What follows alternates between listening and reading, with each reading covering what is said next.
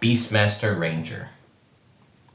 I don't think I need to say much more than that to incite riots and anger in a large majority of the Dungeons and Dragons community, especially those of us that are pretty outspoken online, whether we be people like me who are out there making videos or people who are just commenting on forums or Reddit or things like that.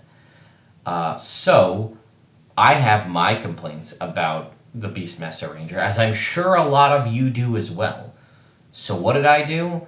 I had a few glasses of whiskey, I tracked down Jeremy Crawford at D&D Live 2019, and I brought up the conversation and said, let's talk about Beastmaster Ranger. What's going on there? And if you're curious to see what feedback I got from him, stay tuned.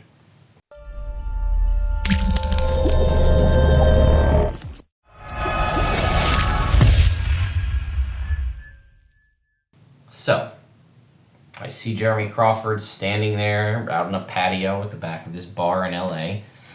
Everybody else is around, karaoke's happening, it's a whole big D&D live event. And I walk over and I introduce myself and I say, I really wanted to talk to you about the Artificer and say, I really like the update that you made on it, adding the Battlesmith and the Archivist.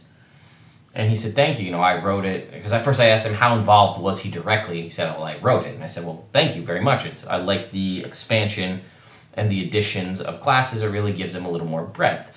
Not knowing at the time that that's probably going to be because it's going to be published in Wayfarer's Guide to Eberron at the end of the year. The Eberron campaign book, whatever it's eventually called, it'll be released later in the year. But then I said, so that begs a question about Beastmaster Ranger. And he immediately got a smile on his face, and I feel like he knew where I was going, or he just gets that smile on his face anytime anybody brings up Beastmaster Ranger to him. And I said, so you're really set on never having any updates to Beastmaster Ranger going forward? It is what it is. And he said, we did make a few updates to Beastmaster Ranger, and he's referring to the small updates that were made in the errata of the Player's Handbook, the most recent errata release, which did do some good things for Beastmaster Ranger. I wouldn't say it fixed it, but it did things like adding in the ability for a Beastmaster Ranger's animal companion to have magical attacks for the purposes of overcoming damage resistance. That was big. So that's a good fix. I agree. But I said, no, I saw in the errata, but you really don't want to do like a patch, essentially, or like fix it or release a PDF. And he said they really think it's where it needs to be, and they don't really want to work on that. And I said, well, we were just talking about the Artificers, so let's talk about how the Battlesmith Artificer is basically just a better version of the Beastmaster Ranger. Yes, they are mechanically different in a lot of options and a lot of specifics, but the companion that a Battlesmith Artificer gets is a better version of a Beastmaster Ranger's companion. It can be commanded as a bonus action.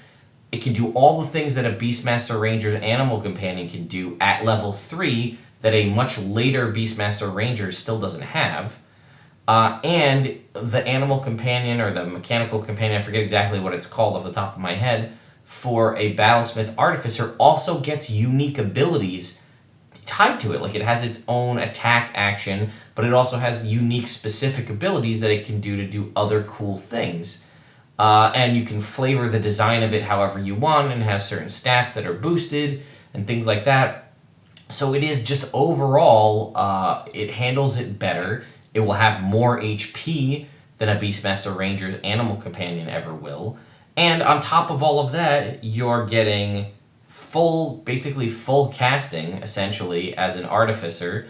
And you get the cool thing where you can now use your casting stat to be your attacking stat as well, because you can use intelligence in place of strength or dexterity for weapon attacks. So you're taking like some of the best bits of Hexblade, the casting ability and the unique cantrip usage and magic item creation piece of the Artificer, and then stacking on a better version of the Beastmaster Ranger companion. And I was like, how do you justify that and not justify fixing Beastmaster Ranger?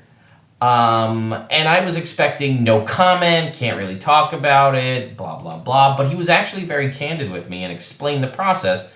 And while it doesn't fix it in my mind, because I still would like to see that adjustment to Beastmaster Ranger, it was nice to hear what he had to say and that he did entertain me when he easily could have just walked away.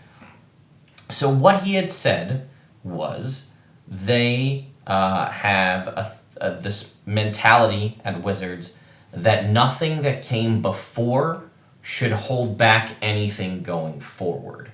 And what he meant by that was the Beastmaster Ranger not commenting on whether or not it was broken or needed to be fixed or needed to be updated, which, as we all know, it does. But the mechanics and the way things worked for that are in the past. They're not going to allow that to halt progress going forward. So that's, again, very prevalent in Xanathar's Guide to Everything, where you can see all of the new Ranger subclasses. Each one of the 3 existing new Ranger subclasses get a additional spell specific to that subclass per level. Something that they've sort of added to each new subclass going forward, but didn't go back and update the Hunter or the Beastmaster Ranger. Again, things that happen in the past are not going to halt the progress of the future. So I get that, and that is nice to hear him explain it that way, because I feel like it makes sense when you say it that way. Like, it sounds good out loud, and it does well. But again, it's not the answer that I wanted, right? I wanted we're looking at it, everybody's had, their problems, maybe we will finally publish Revised Ranger, but as we know from the video I did a while back, about a year ago, Beastmaster Ranger is dead and it's never coming back. Beastmaster Ranger, Revised Ranger is dead and it's never coming back. But it was it was nice to hear the inside philosophy of, we're going to keep moving forward. Yeah, we've done some things in the past that, we did what we did then, but we're not going to be beholden to the way we built mechanics then if things are better going forward.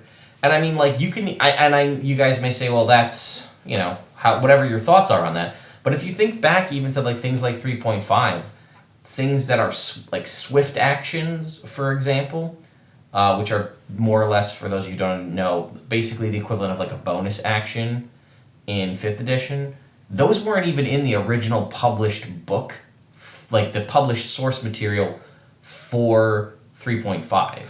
They added that in after the fact, and then just everything going forward had that.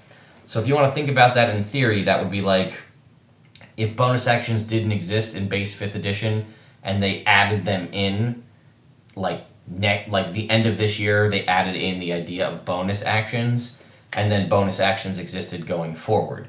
You'd run into that scenario where you'd be like, well, what do we do about all the stuff before that wasn't balanced for bonus actions? And it's that whole concept of, we're not going to let the past hold us back, we're going to keep moving forward. So it was interesting to hear that. Again, maybe not the answer that you wanted, not the answer that I wanted, but that's why you may see things like the Battlesmith come out and have a better mechanic for a pet or a companion than the Beastmaster Ranger is because we're moving on. Yes, I would say maybe not top of the list, but still have it on the list to go back and make those revisions to the pre-existing stuff, because it does kind of feel bad to leave something in the dust that exists that's out there that people may want to play.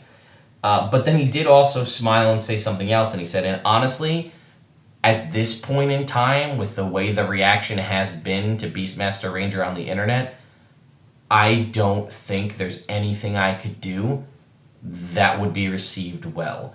There's been such a major outcry at how people perceive the Beastmaster Ranger that no matter what I do, I'm never going to please everyone. People are still going to be upset that I changed it, that I didn't change it in the way they wanted it. So it's kind of a touchy subject and hard to really do any work on it and have it be kind of meaningful. And again, I am paraphrasing everything that was said here, but long story short, things that happened in the past won't hold things back going forward, and new mechanics and new updates and subclasses. And the outcry against the Beastmaster Ranger is so immense that there's no winning on making any updates, so probably best to just leave it alone is the general consensus. But that's enough for me. I want to know what you guys have to say. What do you think about this concept of the, let's keep moving forward and not be held back by stuff in the past? I think that that's a great concept, my personal opinion. Stuff happened here, and we've learned from it, and we've moved on, we're better for it, and we're going to make things better going forward. However, I still think you need to go back and close that loop and fix what you had that needed adjustments in the past. But again, to that same point, Beastmaster Ranger is such a powder keg. Is it worth going back and looking at all? Because it's only going to reinvigorate and reignite all of the old issues that people had with it. But please let me know what you guys think in the comments below. And this is actually going to be the end of this series. I didn't really talk to Jeremy about too much more than that. But I feel like those are 3 really good videos on really good topics. So let me know what you guys think in the comments below, and I'll see you next time.